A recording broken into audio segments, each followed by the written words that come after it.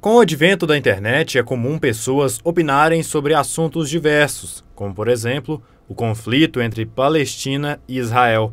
Mas até que ponto é saudável para uma pessoa deixar sua opinião nas redes sociais? Não é possível dizer que a pessoa, o usuário que emite essa opinião, ele age de forma ponderada ou não, ou de boa ou má fé. O que existe é a repercussão, é a análise objetiva dessa fala, como ela vai ser apreendida pelas outras pessoas e se essa fala ela aponta responsabilidade a terceiros. Né?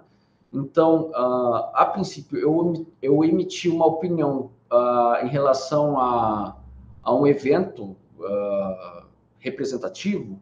Vamos pegar o exemplo mais recente, que é a questão da guerra entre Israel e Palestina, né? Na verdade, entre o Hamas. A princípio, não gera nenhum tipo de repercussão jurídica, né? O que vai existir, sim, é uma comoção entre pessoas com diferentes opiniões que podem gerar um debate. Esses debates na internet podem ser prejudiciais para quem participa dele. A alta exposição amplia ainda mais danos para as partes. A opinião de um não se comunica à opinião do outro. E com isso não há propriamente falando, uma discordância ou uma concordância. Há uma filiação partidária a um dos lados do dissenso. E o que acontece em sequência é, pela falta de comunicação, pela falha de respostas, essas postagens acabam gerando algum tipo de animosidade adicional. Afinal de contas, toda vez que o discurso, toda vez que a conversa, o diálogo, ele falha, as alternativas são ou o silêncio ou alguma forma de expressão de força. Essa expressão de força, ela pode ser até mesmo verbal, como insultos ou mesmo achaques, né? Então, o cancelamento, por exemplo, acaba vindo aí como uma resposta de violência. Muito embora ela pode ser um instrumento também para a defesa de minorias, por exemplo. Tudo fica muito... As distinções são tênues na medida em que não existe uma possibilidade de antecipação conceitual desses comportamentos. Dizer que uma atitude é boa ou ruim. Tudo isso vai se desenvolver no decorrer ou do debate ou da polêmica. É preciso tomar cuidado com os posts em redes sociais. Apesar da liberdade de expressão, alguns apoios como ao neonazismo, que tem crescido no Brasil, que segundo a Unicamp, entre 2019 e 2022, houve aumento de 258%. Isso é crime, com pena de 2 a 5 anos de reclusão.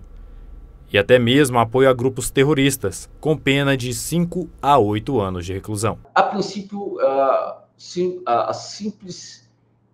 o simples posicionamento favorável ou contrário a um ataque em si não é um crime. Tá? Então, vamos pegar um exemplo.